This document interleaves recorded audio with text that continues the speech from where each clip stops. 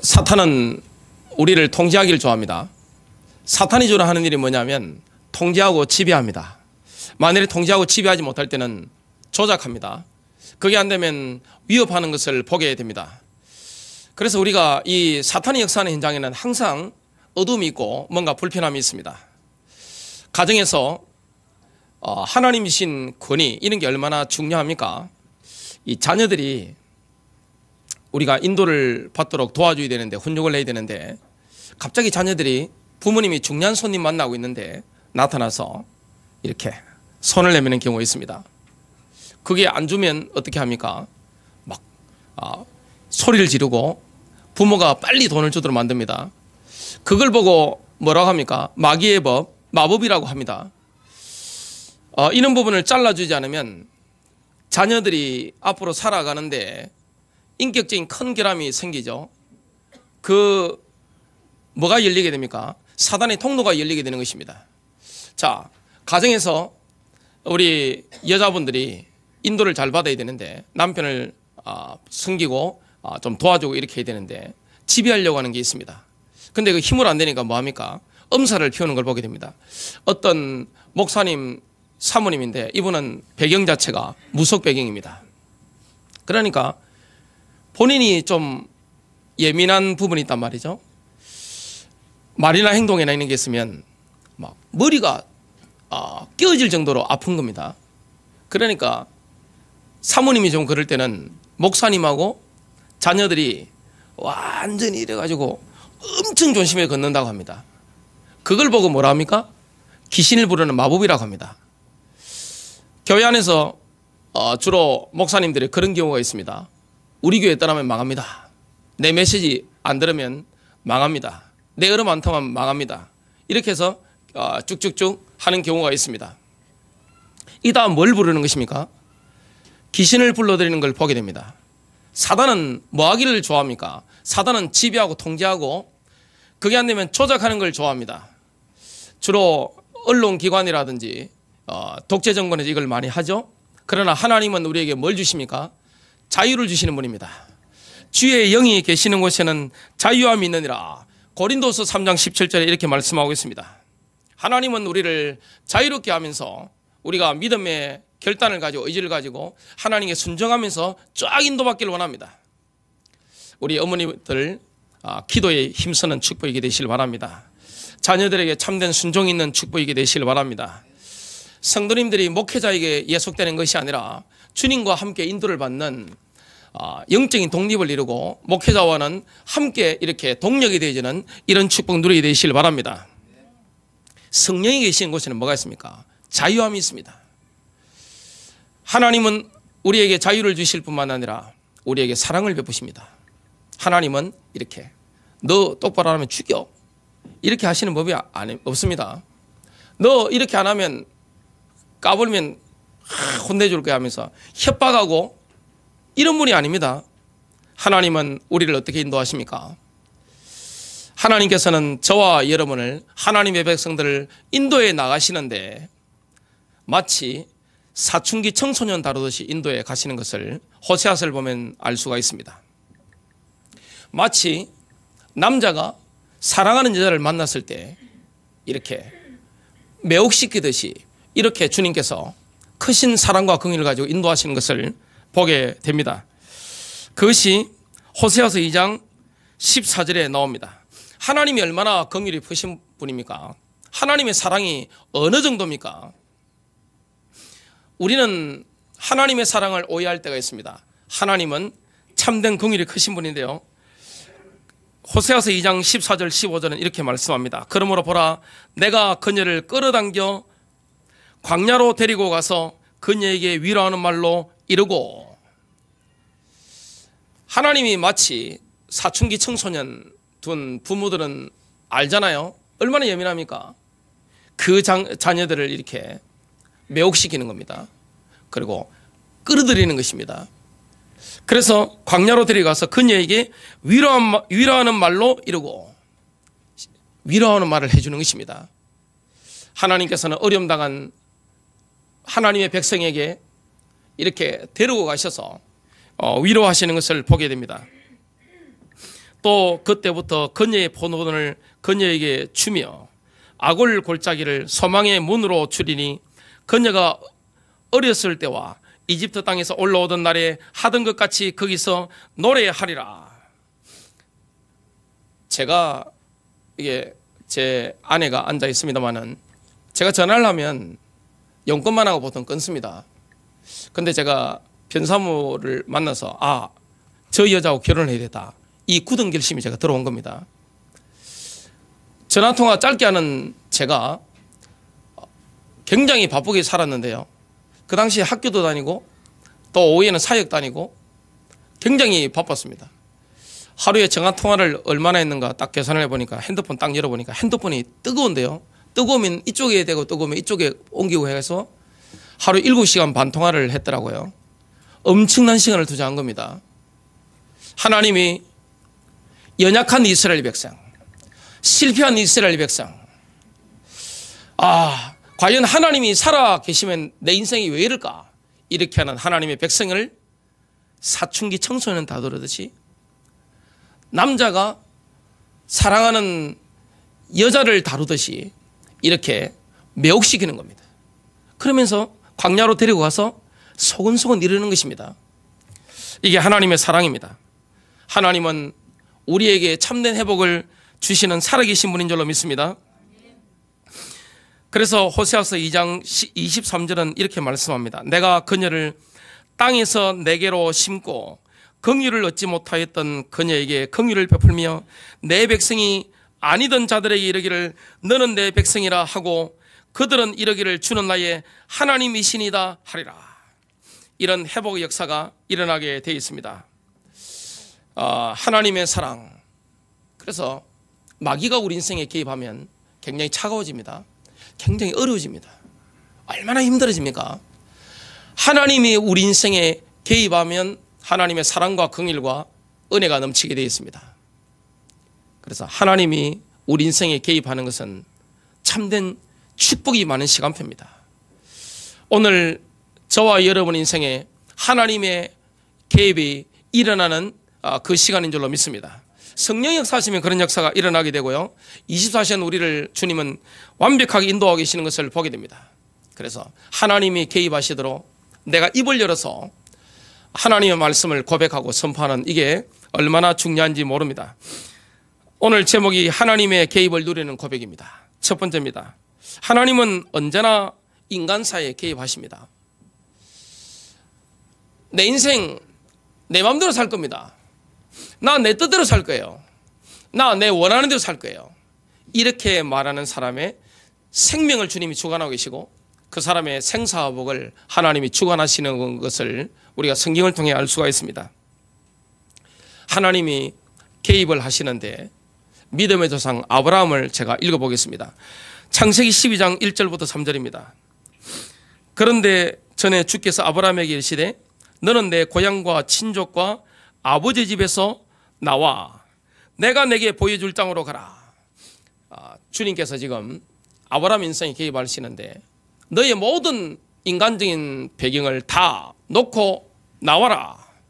내가 내게 지시할 땅으로 가라. 하나님께서는 그리스도 안에서 저와 여러분 인생이 가야 될 모든 것을 준비하고 불러주신 것입니다. 그리스도 안에 모든 것들이 다 들어있다는 것을 에베소서 1장의 바울의 기도를 보면 우리가 알 수가 있습니다. 하나님은 하늘의 것과 땅의 것이 통일되도록 우리에게 예비하시고 이 땅에서도 하늘나라에서도 축복하시는 것을 보게 됩니다. 창세기 12장 2절입니다. 어떤 축복을 예비해 놓으셨습니까? 내가 너로부터 큰 민족을 이루고 내게 복을 주어 내 이름을 크게 하리니 내가 복이 되리라. 저와 여러분이 복이 되는 것입니다. 우리는 국가 때문에 복 받는 게 아닙니다. 도시 때문에 복 받는 게 아닙니다. 저와 여러분 속에 계신 그리스도 때문에 우리가 가는 모든 현장이 하나님의 복이 임하는 줄로 믿습니다. 그래서 이 그리스도의 비밀을 가진 사람이 있는 현장에서 저주가 묶여버리는 것을 보게 됩니다. 이상하게 저주가 묶이고 응답의 문이 열리게 됩니다. 재앙이 떠나가는 것을 보게 됩니다. 복음을 가진 사람, 그리스도의 비밀을 가진 사람이 있으면 불신앙의 영들이 다 꺾이고 어둠의 영들이 다 떠나가고 하늘의 문들이 열리고 마치 청명한 가을 하늘처럼 쫙 열리는 것을 보게 됩니다. 그 사람이 있는 현장, 그 사람이 기도하는 현장, 그 사람과 관계된 모든 현장에 성령이 역사할 뿐만 아니라 하늘의 군대가 파송되는 것을 보게 됩니다. 하나님 그렇게 인도하십니다. 12장 3절입니다. 너를 축복하는 자들에게는 내가 복을 주고 여러분을 축복하는 사람은 복을 받게 될 것입니다. 그래서 우리가 복을 받는데 이 땅에서 하나님의 관심이 누구에게 있습니까? 우리 성도님들에게 한 가지 팁을 드리겠습니다. 이러이러한 대상에게 여러분이 마음으로 물질로 한다면 여러분은 하나님의 복을 받게 됩니다. 성경이 말한 대상이 누구냐면 고아입니다.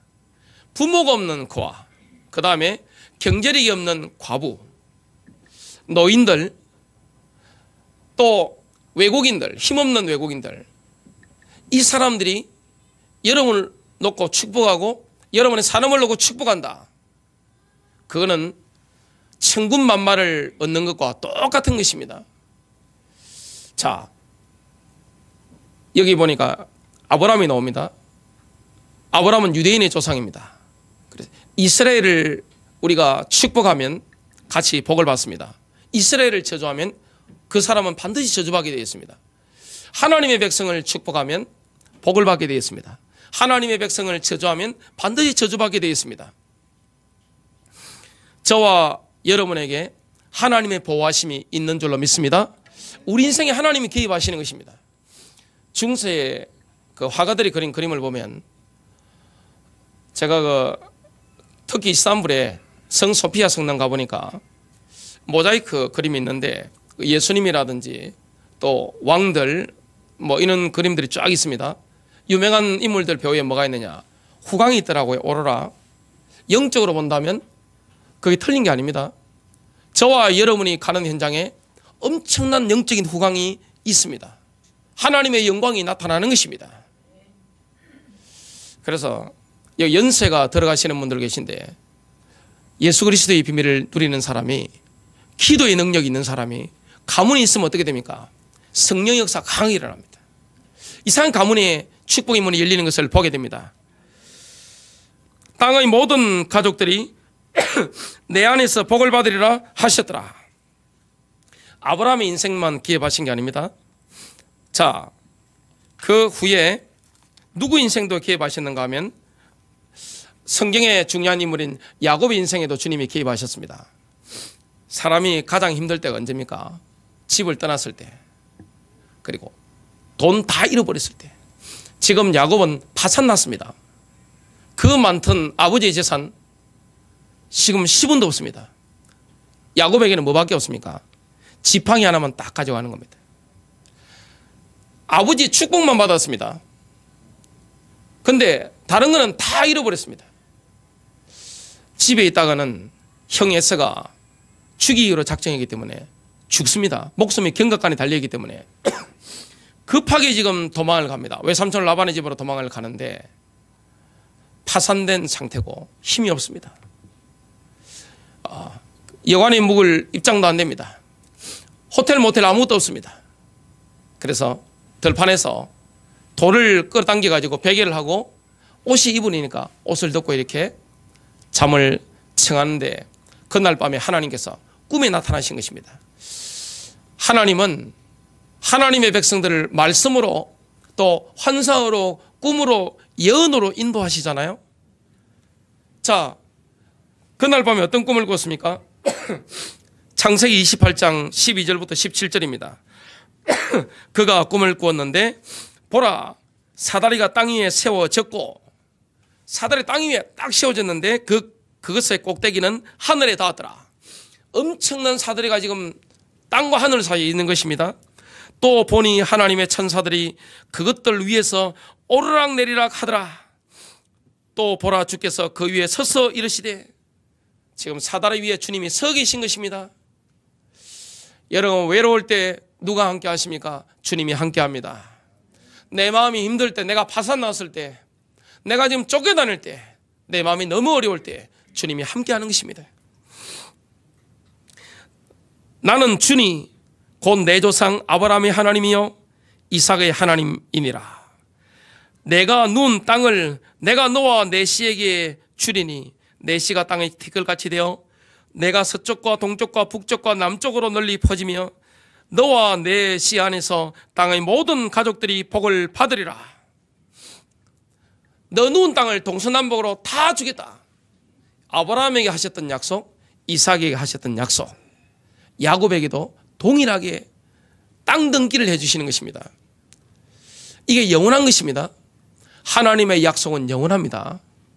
하나님은 우리 인생에 개입하십니다. 예수 그리스도를 구주로 영접한 순간에 주인이 누가 됐습니까? 예수님이 된 것입니다. 그래서 우리는 주인을 따라가고 순종하면 승리하게 되어 있습니다. 저와 여러분 인생을 책임지는 분이 누구십니까? 주님이신 줄로 믿습니다. 인도하는 분이 주님이신 줄로 믿습니다. 역사하는 분이 주님이신 줄로 믿습니다. 우리 인생에 개입하시는데 항상 초자연적입니다. 아브라함에게 직접 나타나신 것입니다. 이삭에게 직접 나타나신 것입니다.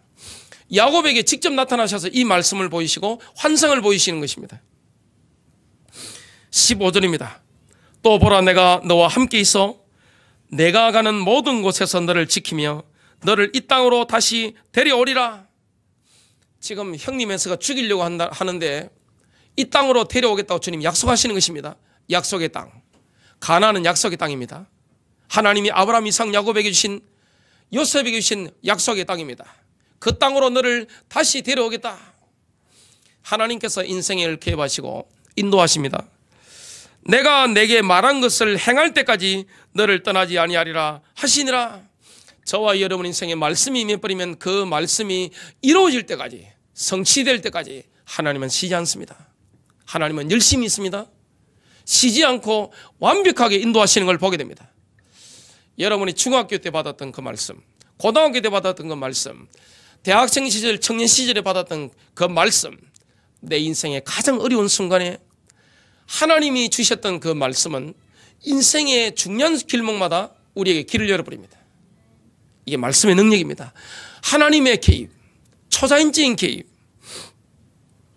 16절입니다. 야곱이 잠이 깨어 이르되, 잠을 깼습니다. 주께서 분명히 이곳에 계시거늘. 지금 야곱은 파산난 상태에서 지금 살해 위협을 받으면서 쫓겨가고 있습니다. 형님이 지금 특수 추격조를 딱 해서 죽이려고 하고 있습니다. 얼마나 떨리겠습니까?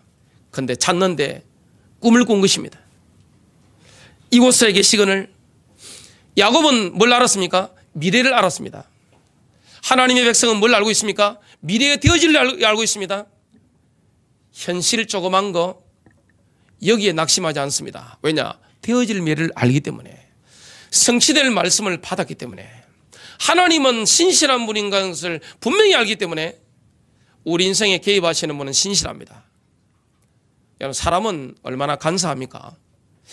마음이 초속으로 바뀝니다. 아침이 다르고 저녁이 다릅니다. 시간별로 마음이 다 다릅니다. 사람이라는 것은 그런 것입니다.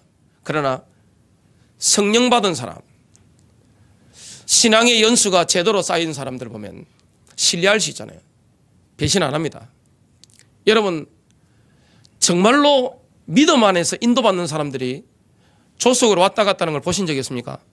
저는 신앙의 인물들, 성경을 많이 보고 영국, 미국, 독일 이런 믿음의 사람들, 또 우리나라의 믿음의 선배들 자료들을 쭉 보면서 이런 분들은 변함이 없구나, 변치 않는구나. 누구를 닮은 것입니까? 하나님 아버지를 닮은 것입니다. 그래서 예수님을 제대로 믿으면 하나님처럼 그 인격과 성품이 신뢰가 됩니다. 아멘입니까? 이런 인물들이 앞으로 대한민국에 많이 일어나야 됩니다. 그 진짜 신자거든요.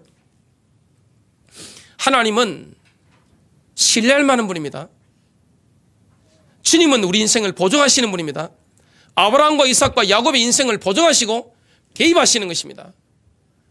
그러면 흔들릴 필요 없습니다. 불안해할 필요가 없는 것입니다. 야곱이 파산난 상태인데, 완전 지금 쫓겨다니는데, 주께서 분명히 여기 이곳에 계시거늘 내가 그것을 알지 못하였도다 하고는 두려워하여 이르되, 하나님의 임재가 느껴지면 두렵습니다. 두렵도다 이곳이요, 이곳은 다름 아닌 하나님의 집이요, 이곳은 하늘의 문이로다 하고, 하나님의 집이고 하늘의 문이 지금 열린 것입니다. 하나님이 개입하시는 인생, 하나님이 인도하시는 인생, 하나님이 보증하시는 인생. 자, 그러면 요셉은 어땠을까요? 창세기 45장에 보면 요셉이 어려움 당한 것은 꿈 때문이었습니다. 비전, 하나님이 주신 환상 때문이었습니다. 여러분, 자식이라고 다 똑같지 않습니다. 교인이라고 똑같지 않습니다. 도시라고 해서 다 똑같지 않습니다. 나라가 다 다릅니다. 요셉은 하나님의 비전을 받습니다. 본인이 통치자가 되는 비전을 받습니다. 전부 아버지 어머니까지 와서 다 무릎 꿇고 엎드리는 걸 본 것입니다. 형들도 마찬가지입니다. 형들은 지금 거의 아버지 뻘 되는 형들이 있습니다. 나이가 많습니다. 형들은. 요셉은 나이가 어리잖아요. 그 요셉의 꿈을 듣고 진짜 기가 막혀버린 겁니다. 형들이 생각할 때 이런 싸가지 없는, 완전히 기가 막힌 겁니다. 뒷골 딱 잡아먹는 전부 다 저놈을 죽여야 되겠다. 죽이려고 하는데 러벤과 유다 때문에 죽지 않고 팔려가게 됩니다. 자, 이집트로 팔려갈 때 성경과 이스라엘 역사들을 연구해 보면 요셉이요, 그 울음소리가 얼마나 한 맺히는 울음소리든지 하늘에 닿았다고 나옵니다. 이 요셉이 얼마나 슬프고 원통하고, 굴 속에 형들이 죽이려고 던졌을 때 그 안에 물이 없잖아요. 살려주세요. 형들의 이름을 부릅니다. 못된 형들 이름 안 부르고 좀 자비한 형들 이름 부르는데 다 고개 돌리고 가버린 것입니다. 근데 노예로 팔려가면서도 슬피 우는 겁니다. 거기 갔는데, 이집트 갔는데 하나님이 파라오를 만날 수 있는 이런 측근을 만나게 하시고, 보디발을 만나게 하시고, 보디발의 와이프 때문에 감옥에 들어가게 됩니다. 누가 개입하신 것입니까? 요셉의 인생은 하나님이 개입하신 것입니다. 자, 술 맡은 관원장에 꿈을 해몽해 줬습니다. 그러면 상식적인 것 같으면 본인이 기억하고 요셉 풀어줘야 되잖아요. 근데 요셉이 이거를 이야기했는데 술 맡은 관원장이 요셉을 잊었더라. 하나님 개입하시는 것입니다. 하나님 우리 인생에 문을 막으실 때가 있습니다. 문을 여실 때가 있습니다. 우리에게 고난을 허락하실 때가 있습니다. 무조건 잘 되는 게 그게 복음입니까? 그건 복음 아닙니다. 하나님은 우리가 교만하면 망한다는 걸 알고 있습니다. 하나님은 전능하시잖아요. 겸손했을 때 명예와 물질을 얻는다는 걸 하나님은 우리에게 깨우쳐 주시기 위해서 어떨 때는 어떻게 하십니까? 잘 되다가 확 꺾어버립니다. 그래서 한 번씩 고난당하는 거 하나님의 은혜입니다. 생각해야 됩니다. 내 인생에 어려움을 당하실 때는 분명히 생각해야 됩니다. 분명히 하나님의 계획이 있거든요. 요셉이 30살 되었을 때 하나님께서 파라오에게 꿈을 꾸게 하시고 아무도 해석할 사람이 없을 때 술 맡은 관원장이 요셉을 기억한 것입니다. 하나님이 개입하신 거잖아요. 자, 파라오 앞에 불려왔습니다. 대화해 보니까 파라오가 사람을 늘 만나는 사람이잖아요. 사람을 늘 만나는 사람은 눈만 봐도 알고 대화 들어보면 이 사람 순간적으로 파괴해버립니다. 근데 이 보통 사람이 아니란 말이죠. 그래서 우리나라는 국무총리인데 우리나라 국무총리는 힘이 없잖아요. 근데 이거는 이스라엘 역사들을 연구해 보니까 쉽게 말하면 제2의 파라오의 권력을 다 줘버린 겁니다. 파라오의 모든 권력을 요셉에게 완전히 준 것입니다. 정권을 준 겁니다. 군대 권력까지 줬습니다. 경제 권력, 군대 권력 싹 다 준 겁니다. 그 이후에 꿈대로 누가 찾아왔습니까? 지금 요셉 앞에 형들이 엎드려 있거든요. 나중에 야곱도 오게 됩니다. 어머니들도 엎드리게 됩니다. 자, 그때 형들 앞에 자기 정체를 드러냅니다. 창세기 45장 5절입니다. 그런즉 이제 당신들이 나를 이곳에 팔았다고 해서 근심하거나 당신들 스스로에게 노하지 마소서. 사람이 가장 힘든 게 감정인데 그걸 어떻게 잊겠어요? 근데 감정도 미운 마음도 원한도 하나님의 은혜와 하나님의 경륜 속에는 녹아버리는 것입니다. 이게 성령 역사죠. 하나님께서 생명을 보존하시려고 나를 당신들보다 앞서 보내셨나이다. 또 이 땅에 2년 동안 기근이 있었으나 아직 5년이나 남아 있어 그때 밭을 갈지도 못하고 수확하지도 못하리다. 여러분 만일에 앞으로 5년 동안 경제생활 못한다. 전쟁 나가지고 슈퍼딱 문 닫아버리고 기름 주유소 통제 다 해버리면 어떻게 되겠어요? 5년 동안 그런 일이 일어날 것을 요셉은 알고 있습니다. 이집트에 실제 그런 일이 일어났습니다. 7절입니다. 하나님께서 큰 구출로 당신들의 생명을 구원하시고 당신들을 위해 후손을 땅에 보존하시려고 나를 당신들보다 앞서 보내셨나니 요셉과 그 형님들은 죽으면 안 됩니다. 왜 그렇습니까? 창세기 3장 15절의 주인공 메시아가 오셔서 마귀 군세를 멸하시고 사망 군세를 멸하시고 우리의 생명을 주셔야 돼요. 하나님과의 관계를 회복시켜야 됩니다. 8절입니다. 그런즉 이제 나를 여기로 보낸 자는 당신들이 아니요 하나님이시니다. 여러분 인생이 억울합니까? 인생에 원한이 있습니까? 하나님의 개입하시다는 거 여러분 정말 믿으시길 바랍니다. 불신자와 신자는 다릅니다. 하나님을 사랑하는 자 로마서 8장 28절에 보니까 곧 그의 뜻대로 부르심 입은 자들에게는 모든 것이 합력하여 선을 이루느니라. 저는 싸우는 가정에 자랐습니다. 우리 부모님 참 많이 싸우셨어요. 참 심하게 싸우셨습니다.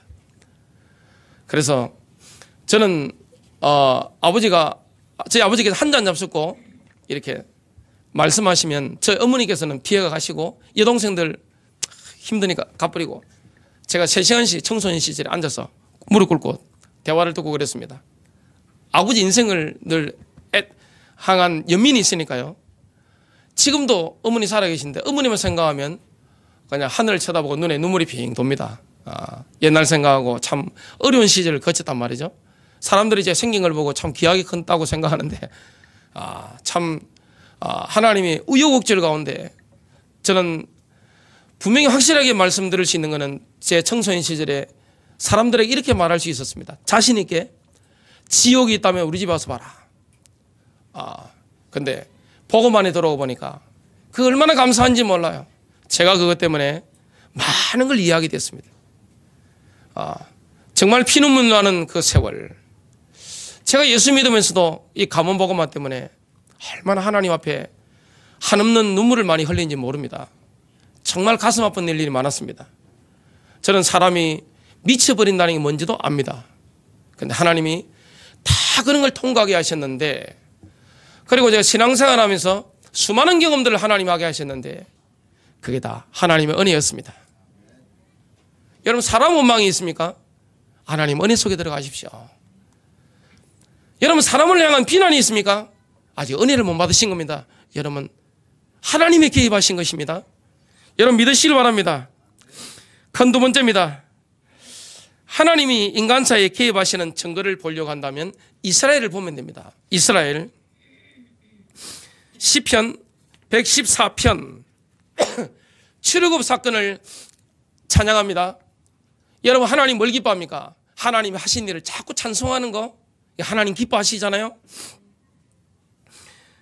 이스라엘이 이집트에서 나오며 야곱의 집이 낯선 말을 하는 백성에서 나올 때에 유다는 그분의 성소가 되고 이스라엘은 그분의 영토가 되었도다. 바다는 그것을 보고 도망하였으며 홍해죠. 요르단은 뒤로 물러갔도다. 요단강이 갈라졌습니다. 산들은 순양들 같이 뛰며 작은 산들은 어린 양들 같이 뛰었도다. 오 바다야 무엇이 너를 괴롭히기에 내가 도망하였느냐. 요르단아 내가 어찌 뒤로 물러갔느냐.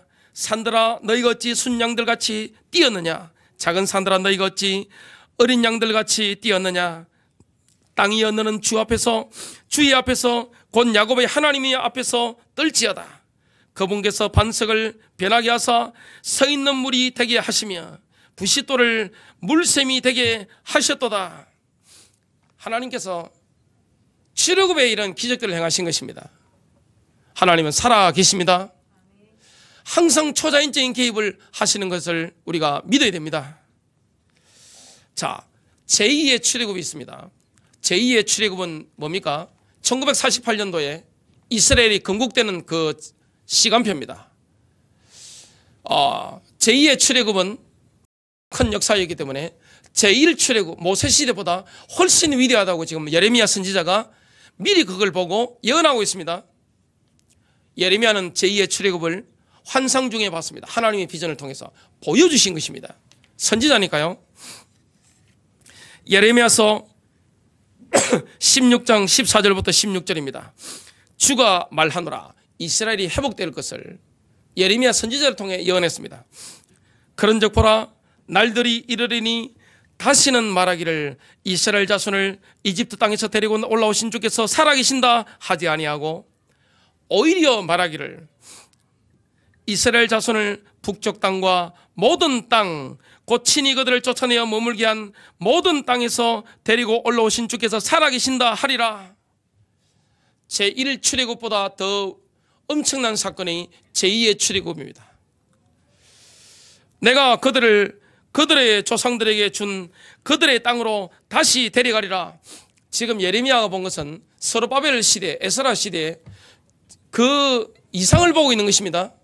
성경을 연구하다 보면 스룹바벨 또 에스라 시대에 바벨론에서 들어올 때 그보다 더 엄청난 일들이 1948년 그 이전에 일어났던 것을 우리가 알 수가 있습니다. 하나님은 그런 분입니다. 하나님 우리 인생에 기업하시고 교회에 기업하시고 민족들의 운명을 하나님이 지고 온다는 것을 보게 됩니다. 예레미야가 말씀을 선포했는데 민족들은 그걸 무시하잖아요. 그런데 예레미야가 선포한 말대로 나라의 운명이 결정됐습니다. 왜냐? 하나님이 하시는 거니까요. 자, 16절을 제가 읽어봅니다. 주가 말하노라 보라 내가 사람을 보내어 많은 어부를 데려다가 그들을 낫게 할 것이요. 여기 어부들은 신학자들 연구한 거 보니까 시온주의자들이 뭐랬습니까? 낚시꾼들처럼 와서 더 나빠질 거니까 유럽에 있는 사람들에게 더 나빠질 거니까 빨리 탈출하라. 이런 메시지를 던졌습니다. 그 메시지를 던졌는데 들은 사람들은 빠져나왔습니다. 제가 이 여러 가지 자료들을 보니까 이미 유대인들 중에 깨어있는 사람들은 독일이 전쟁 일으킬 걸 알고 있었더라고요. 그래서 미리 발을 다 뺀 것입니다. 그 뒤에 사람을 보내어 많은 사냥꾼을 데려다가 모든 산과 모든 언덕과 바위굴에서 그들을 사냥하게 하리니 이 사냥꾼이 누굽니까? 히틀러를 추종했던 나치들. 이게 사냥꾼입니다. 사방에 다니면서 잡아가지고 아우슈비츠에 넣어 죽이고 얼마나 많은 사람들을 죽인지 모릅니다. 하나님이 예언이 성취될 시간표가 되어지면 역사를 움직입니다. 열방들 움직이는 것입니다. 자, 사탄도 누구의 전체적인 섭리 안에 있습니까? 하나님의 계획 안에 있습니다. 가룟 유다가 있어야 예수님이 십자가에 달릴 거 아닙니까? 히틀러가 있어 600만 명이 죽으면서 너무나 눈물 나는 일이지만 이스라엘 백성들이 고토로 본토로 들어와서 나라를 건설하게 됩니다. 예레미야서 31장 8절 9절 그때 어떻게 돌아오는지 한번 보겠습니다. 보라 내가 그들을 북쪽 나라에서 데려오고 북쪽이 어디입니까? 폴란드, 독일, 그 다음에 소비에트 연방 이런 북쪽에서 막 데려오는 것입니다. 땅의 경계들에서 모으되 눈먼 자와 다리 저는 자와 아이 변 자와 아이를 비어 상고를 겪는 여자를 그들과 함께 모으리니 지금 진통하는 여자들도 막 오는 것입니다. 죽이니까 막 탈출하는 것입니다. 어떻게 합니까? 큰 무리가 거기로 돌아오리라. 그들이 슬피 울며 올 것이요. 울면서 오는 것입니다. 가족들이 죽었어요. 그 당시에 사람들이 살아나온 걸 보면 도시에 한 명씩 살아온 겁니다. 일가족 싹 몰살당했는데 혼자 산 것입니다. 이런 사람들이 지금 본토로 돌아오는 겁니다. 그러니까 슬피 울며 오는 것입니다. 이걸 예레미야는 지금 수 없는 세월 전에 지금 눈으로 본 것입니다. 비전 가운데 내가 강구를 듣고 그들을 인도하여 그들로 하여금 물 있는 강가에서 고든 길로 걷게 할 터인즉 그들이 거기서 걸려 넘어지지 아니하리라. 나는 이스라엘에게 아버지요. 하나님은 이스라엘을 버리지 않습니다. 아버지이기 때문에.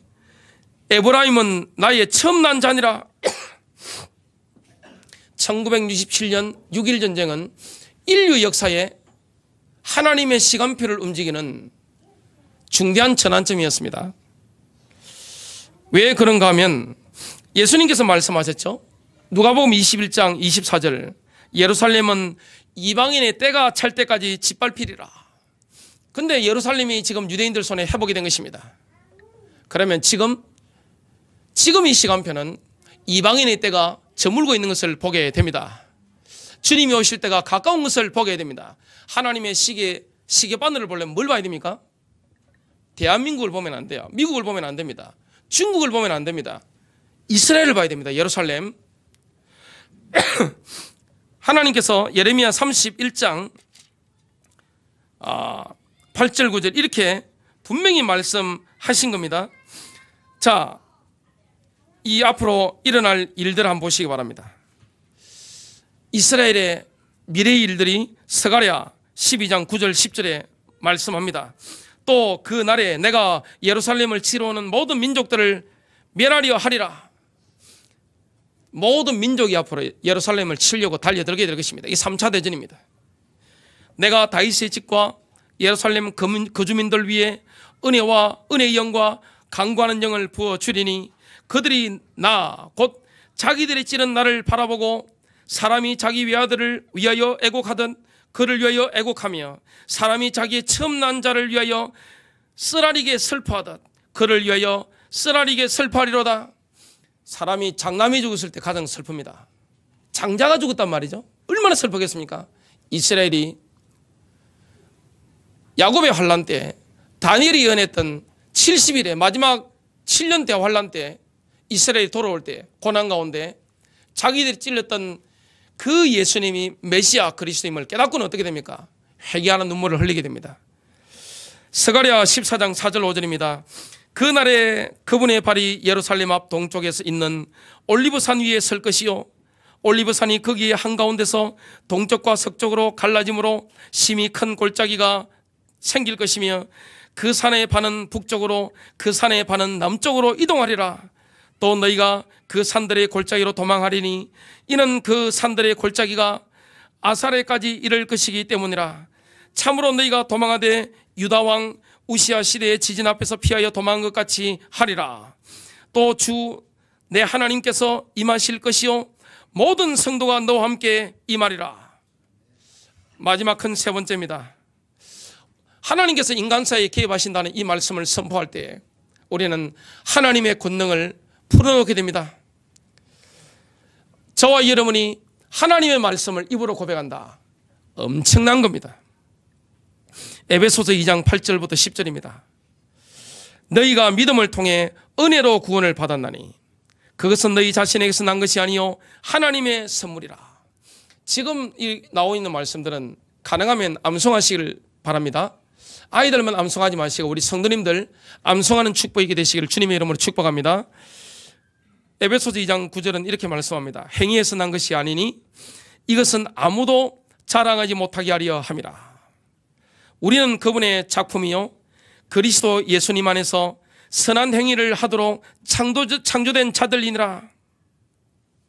하나님께서 그 선한 행위를 미리 정하신 것은 우리가 그 행위 가운데서 걷게 하려 하심이니라. 하나님께서 저와 여러분에게 작정하신 그 길이 있습니다. 그 길을 우리가 성령의 인도를 받아서 걸어갈 때 승리하게 됩니다. 하나님은 우리 인생에 개입하시는 분입니다. 여러분 정말로 믿으시길 바랍니다. 초자연적인 역사가 일어납니다. 시편 17편 7절부터 9절입니다. 우리 다 함께 본문이니까 같이 읽겠습니다. 시작. 주께 피하는 자들을 그 일어나 치는 자들에게서 오른손으로 구원하시는 주여, 주의 귀한 사랑을 나타내소서.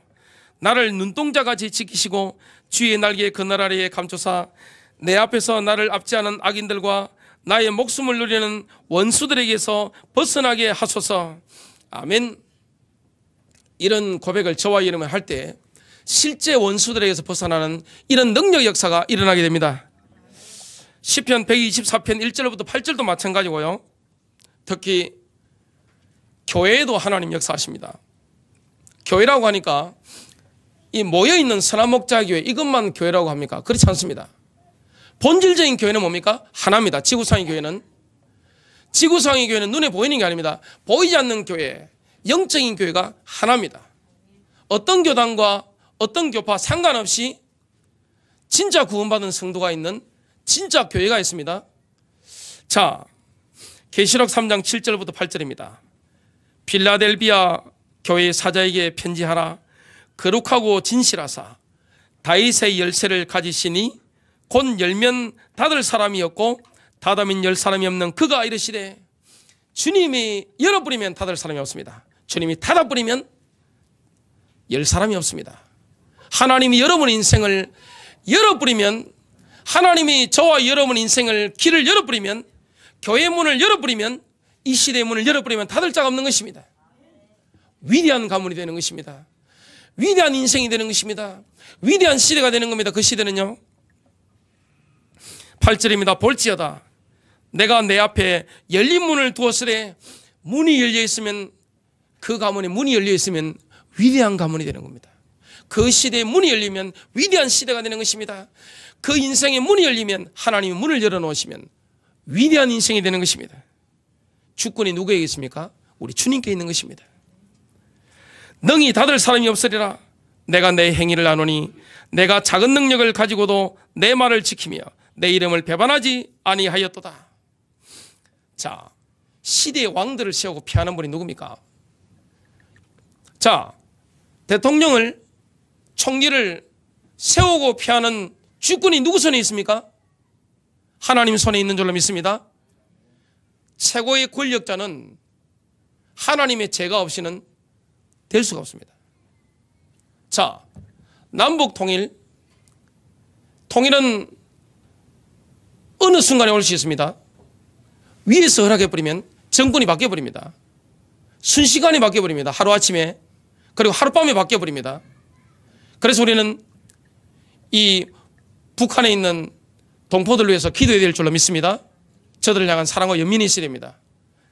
하나님이 그 북한에 있는 동포들 얼마나 사랑하시겠어요? 정권이 바뀌는 것은 위에서 틀어버리면, 제가 딱 해버리면 한순간에 그냥 1시간 만에 30분 만에 정권 체인지돼 버립니다. 다니엘서 2장 20절부터 22절입니다. 지금 느부갓네살 왕이 꿈을 꾸고 다니엘을 보고 해석하라는 명령을 내렸습니다. 다니엘이 그 비전을 봤습니다. 다니엘이 응답하여 이르되 영원 무궁토록 하나님 이름을 찬송할지니 지혜와 능력이 그분께 속하였도다. 그분께서는 때와 시기를 바꾸시며 시대를 바꾸시는 것입니다. 왕들을 피하시고 왕들을 세우시며 지혜로운 자에게 지혜를 주시고 명철을 아는 자들에게 지식을 주시는도다. 그분께서는 깊고 은밀한 것을 계시하시고 어둠 속에 있는 것을 아시며 또 빛이 그분과 함께 거하는도다. 느부갓네살 왕이 자기 최고인 줄 알았는데 정권을 잃었다가 다시 되찾는 장면이 나옵니다. 제정신이 돌아온 겁니다. 정신이 잃었다가 그때 하나님을 찬송합니다. 그게 다니엘서 4장 34절 하반절부터 35절에 나옵니다. 내가 지극히 높으신 이를 찬송하며 영원토록 사시는 그분을 찬양하고 공경하였나니 그분의 통치는 영존하는 통치요 그분의 왕국은 대대에 이르는도다. 지금 불신자가 찬양하는 겁니다.